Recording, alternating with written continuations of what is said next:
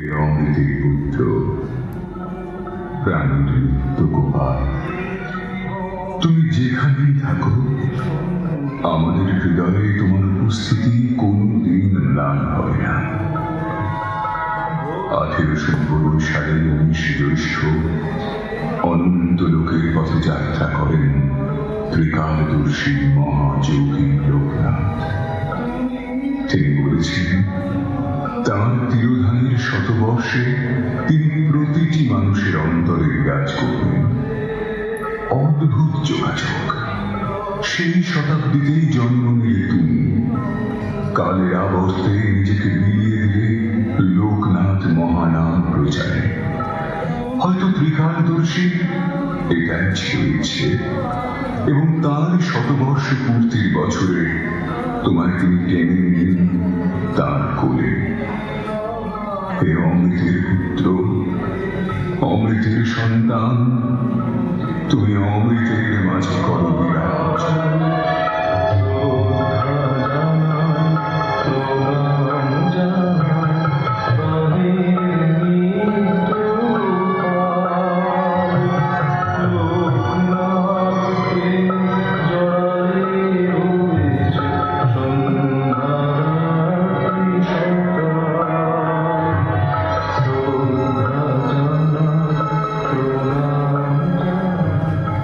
ভগীরথ যেমন ধরাতলে গঙ্গা নদীকে এনে মানব জাতিকে এক সুশীতল ধারায় প্লাবিত করেছিলেন, তেমনি মানবের হিতার্থে সেই ভগীরথের ভূমিকায় নিয়েছিলেন ডেঙ্গু কর্মকার। তাকে নিয়ে এলেন ওপার বাংলার বারোদিতে। তারপর কেটে গেছে বহু বছর। বারোদির মানুষের কাছে তিনি ছিলেন ভগবান। তাদের সুখ দুঃখের মাঝেই নিজেকে বিলিয়ে দিয়েছিলেন। পরবর্তী পর্যায়ে আরেক ভগীরথকে আমরা পেলাম। তার নাম শ্রদ্ধেয় নিত্য গোপাল সাহা, আমাদের পরম প্রিয় দাদু। তিনি কাঁধে তুলে নিলেন এক বিরাট দায়িত্ব, লোকনাথ নাম প্রচার। আর তার পাশে এসে দাঁড়ালেন কর্মযোগী কালীসাধন দাস, যিনি ধর্ম এবং কর্মকে একত্র করে ব্রতী হলেন সমগ্র ভারতবর্ষে শ্রী শ্রী লোকনাথ ব্রহ্মচারীর আদর্শ প্রচারে। আর তারই ফলশ্রুতি তিরোধান শতবর্ষের শ্রদ্ধাঞ্জলি তেঘরিয়ার শ্রী শ্রী লোকনাথ মন্দির, যে মন্দির আজ পৃথিবীর এক পুণ্য স্থান।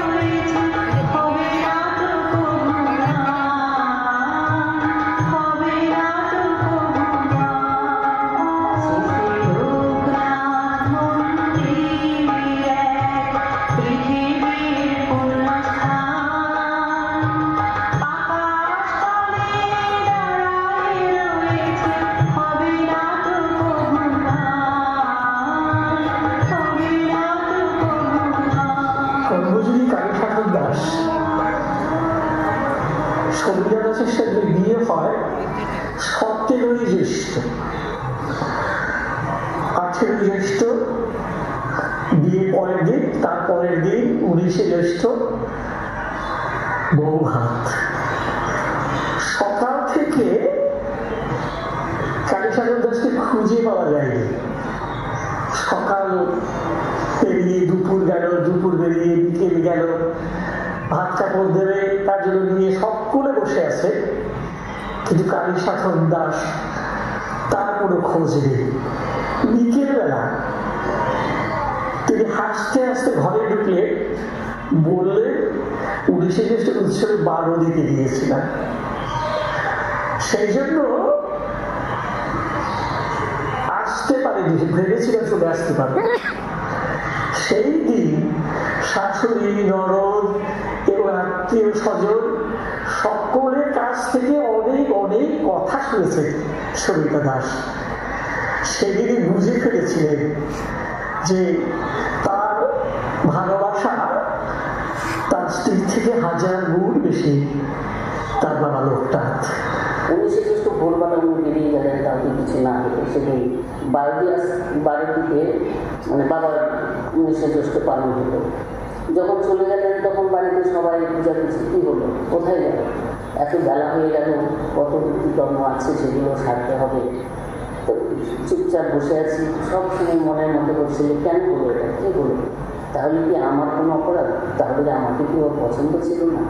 মানে একটু ছিল যে গ্রামের মেয়ে কেমন হবে, এটা আমি শুনেছিলাম, কিন্তু তখন আমার মনে হলো তাহলে কি আমার কি ওর পছন্দ না, তাহলে এইভাবে না বলে কাউকে কোথায় চলে, এই যে একটা মনের দুশ্চিন্তা ছিল।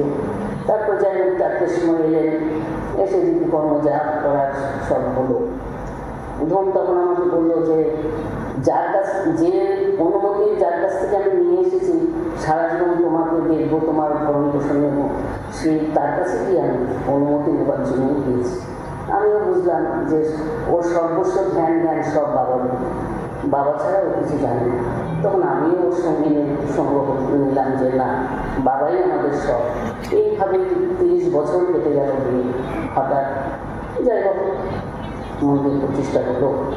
1 বছর 2 বছরের মধ্যেই চলে গেল সমস্ত দায়িত্ব আমাকে দিয়ে। এই যে প্রচারের কাজ, এই প্রচারের কাজগুলো ওর মাধ্যমে যেভাবে ছড়িয়েছে, এটা গর্বিত। সকলের মনে একটা দাগ কেটে রেখে গেছে যে বাবার প্রচার কিভাবে ও করে গেছে। প্রত্যেকটা ঘরে ঘরে পৌঁছে গিয়ে বাবার ফটো বিলি করেছে। এমনকি বাচ্চাদের যখন মন্দির প্রতিষ্ঠা হলো, বাচ্চাদের হাতে যখন ছবি দিত, একটা করে লজেন্স আর একটা করে বাবার পকেট ছবি। আমি বলতাম তুমি বাবার ছবিগুলো এইভাবে বাচ্চাদের হাতে কেন দেয়? বলছে বড়দের থেকে বাচ্চাদের ভক্তি বেশি, ওরা স্কুলের ব্যাগে রাখবে, আমরা বেশি বাবাকে, এরাই তো শিখবে, বাবার প্রচারের কাজ এরাই তো করবে। তো এইভাবে যাই হোক সব কিছু ওর এত বিশ্বাস, এত ভক্তি নিয়ে খারাপ যেটাও হতো সেটাও বলতো, বাবা যা করে ভালোর জন্যই করে। এই যে বিশ্বাসগুলো প্রত্যেকের মনে দিয়ে গেছে, এটাই তো আমার কাছে অনেক বড় পাওয়া। এবং সকলের আজকে দেশ বিদেশে এত বাবার প্রচার ওর মাধ্যমেই হয়েছে। যেদিন বাবার মানে চিত্তরঞ্জন ভূমিকে যেদিন শ্রাদ্ধ,